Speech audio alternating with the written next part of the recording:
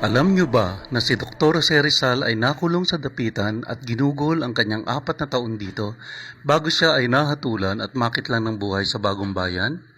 Bilang isa sa mga settlements ng Kastila sa Northern Mindanao, si Rizal ay naditine sa Casa Real bago inilipat sa Talisay. Ginugol ni Rizal ang 4 na taong pagkakatapon sa dapitan noong taong 1892 hanggang 1896. Naging makabuluhan ang kanyang pagkakapiit sa lugar at tinulungan ang mga tao dito. Siya ay naging guro, nagsaka ng lupa, gumawa ng eskwelahan at hospital para pagsilbihan ang mga mamamayan ng dapitan. Nanalo sa loto at bumili ng 16 na hektaryang lupa si Rizal.